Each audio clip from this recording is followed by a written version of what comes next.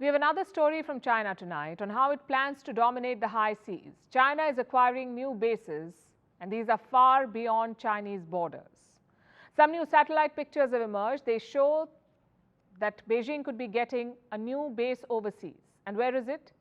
In Cambodia. Let me show you the pictures. This is the Ream Naval Base. A new pier is coming up here. Experts say it is almost complete now, and several reports say that China is secretly building this facility. The US believes so too.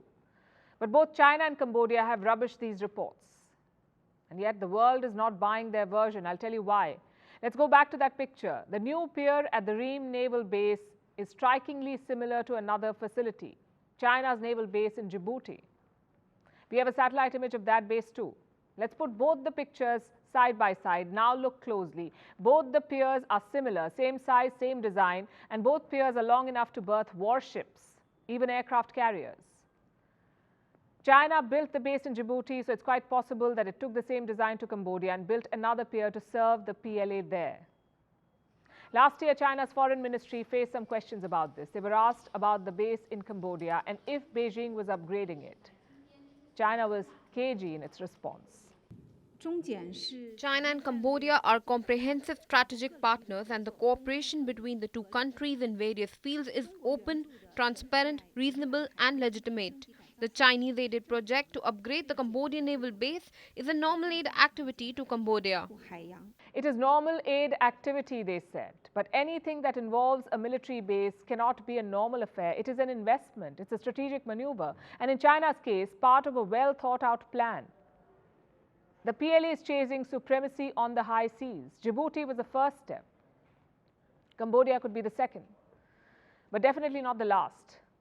Beijing won't stop at two bases. They have ambitious plans. They want naval bases across the globe, and they began work on it more than 2 decades ago. In the last 20 years, China has financed some 123 seaport projects, 123 projects. They will be built at 78 ports in at least 46 countries.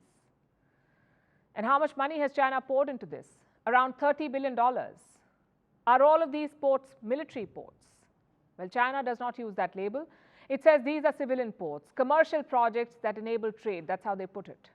But that doesn't mean they cannot be used for military purposes, because Chinese law enables it.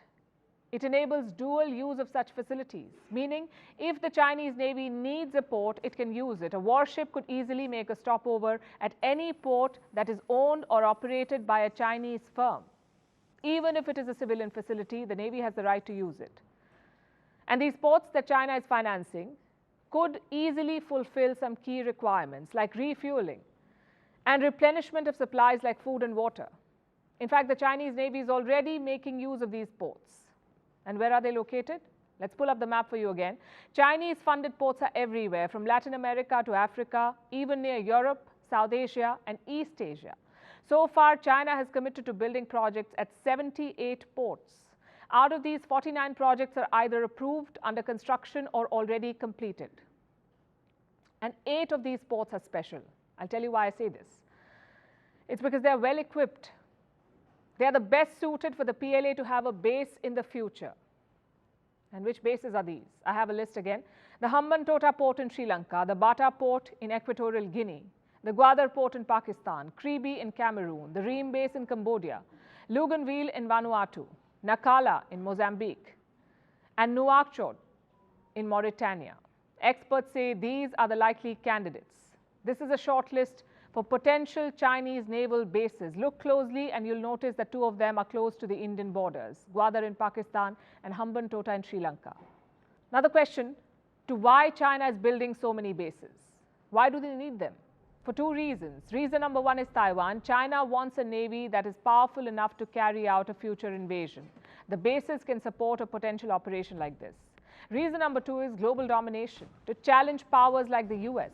China needs facilities to project military power in every potential theater of conflict. Right now, only the US has this capability.